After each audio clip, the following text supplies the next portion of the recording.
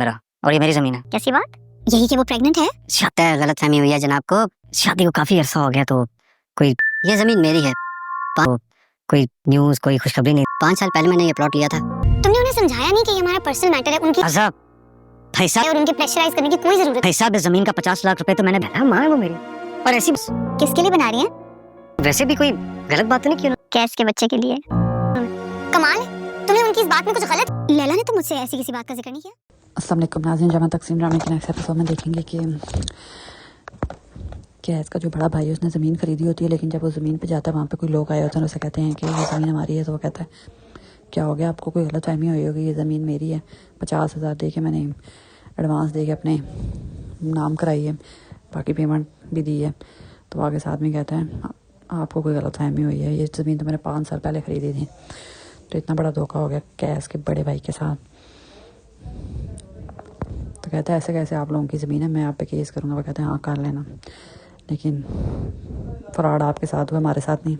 उधर कैस की माँ बैठ के स्वेटर बुन रही होती है, तो लैला की माँ तो कहती है ये क्या आप कर रही हैं, आप किसके लिए बना रही हैं? तो कैस की माँ कहती है अपने कैस के होने वाले बच्चे के लिए। तो लैला की हैरान हो जाती, कहती है हैं लैला प्रेग्नेंट है, मुझे तो नहीं बताया उसने। तो कैस की माँ कहती है नहीं है, लेकिन आगे जाके होगी, जब बच्चा होगा तो तब तो पहन सकते हैं ना। तो लैला की माँ को बहुत अजीब लगता है ये सुन के। उधर कैस की माँ से कहती है कि इतना अच्छा वक्त हो गया तुम्हारी शादी को और अभी तक कोई खुशखबरी नहीं सुनाई।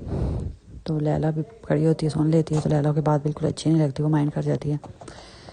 तो माइंड करके कमरे में बैठी होती है, तो ऊपर से कैस आ जाता है। तो कहता है कि अम्मी ने कोई गलत बात तो नहीं की? तो लैला कहती है हमारा पर्सनल मैटर है, आप तुम्हें उन्हें बताना चाहिए था कि जब हमारा दिल होगा ना हम तब कर लेंगे।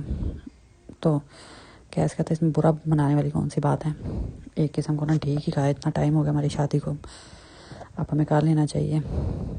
तो लैला कैस पे गुस्सा हो जाती है कि कहती है अच्छा तो तुम्हें ये बात गलत नहीं लग रही उनकी ये बात करना, मुझे तो बहुत बुरा लगा है, अब प्लीज़ उन्हें भी कह देना ऐसा ना करें।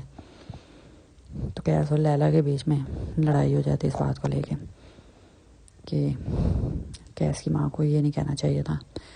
तो लैला की माँ को भी पता चलेगा कि कैस की माँ ये एक्सपेक्ट कर रही है, तो लैला की माँ को भी नहीं अच्छा लगेगा, क्योंकि वो भी ज़रा मॉडर्न ख्याल आ रही।